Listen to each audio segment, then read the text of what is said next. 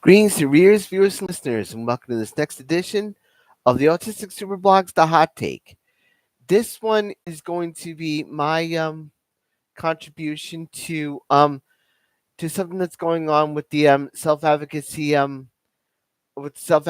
advocacy organization in New York State.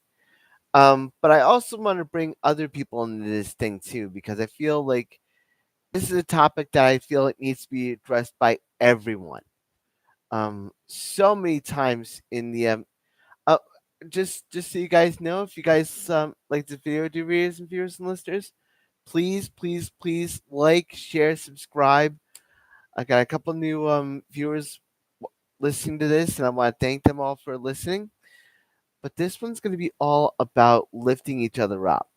Like this is going to be all about lifting our voices because one person feels bad when 99 people feel like they're feel feel like they're the ones that can attack, that feel that they can really do some damage even when they really don't mean to.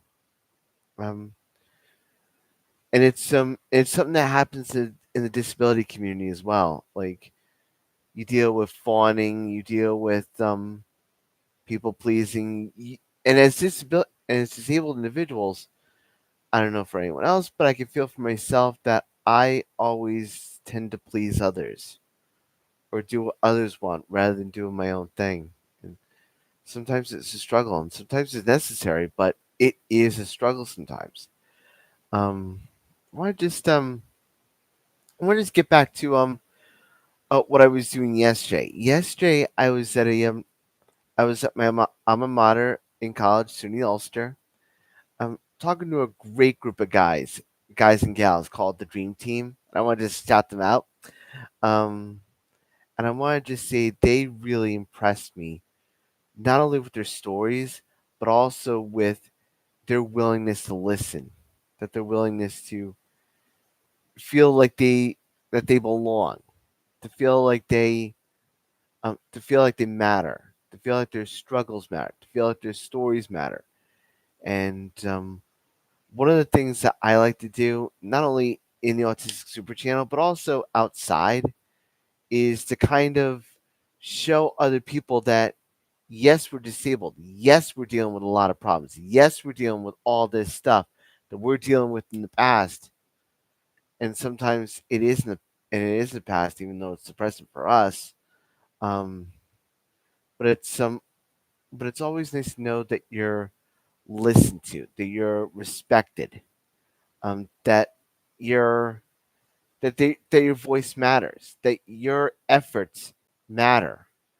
Um, I'm also going to take this to another point to say this is going to be and while I was listening to all that, I was given two prompts by a friend of mine um from the Arc Mid Hudson, which is how I'm going to kind of bundle this all together and say, what does a productive day mean for you? A productive day means for me, if I can help out one voice by my by these videos, by talking about things, if I can help one person with these videos, I've done my job. I mean, I really have. But I also feel like, and maybe this is something for myself. There's a term called noblesse oblige, that those that have the ability to help out should do so to the best of their ability. I've talked about it on the Autistic Super blog before, but it bears mentioning. But it bears mentioning here.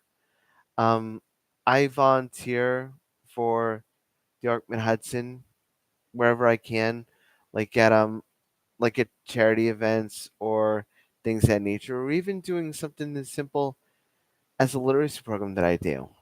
Um, and I have no idea what's going to happen when I until I walk through that door and see the people there. But once I see the people that are there, that are willing to hear what I'm doing and are open to the idea of learning something new about themselves, if not for anything else. then I feel like it's done its job. I really have. And it's during these times when I've seen a lot of staff that have been able to help, and I'm always saying that that sportsmanship is always welcome. I'm always willing to see things from their point of view, but if I can lift those individuals up in any way, shape, or form, make them feel like they matter, then it's worth it. If I can, if I could cheer someone up, if I could cheer anyone up at all, then for me, it's all worth it. And I kind of feel like as a poet, a published poet at that, I feel like I have that obligation to help, and I'm glad to help any way I can.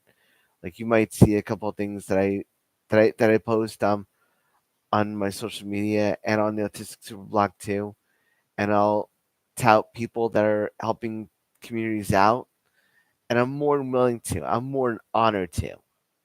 Um, like I'll mention the Ulster Literacy Association that's celebrating helping people with that's helping adults with their literacy skills, and that's important too. That's how we lift other people up. That's how we help others in times of need. Um, and it kind of goes into my noticeable bleach deal, but I also want to say that we're not the only ones that need lifting up. Um, I know of a lot of good staff. I know of a lot of good DSPs that are doing their job, that are helping out in any way they can. And I'll be the first one to admit sometimes I've done things that I probably shouldn't have done, and I've learned from them. And it's tough, but but I'm getting there as far as me me trying to put my stubbornness to the side. It's not easy, I admit. All due respect, I absolutely admit that. But it really kind of shows that I need help too, and I'm not ashamed to say that. But I can also see the impact that not only the individuals do to when I see someone, I won't mention the person's name, but I saw one person when I started the program feel like feel like the individual was down on himself, that he felt like he was not good enough, and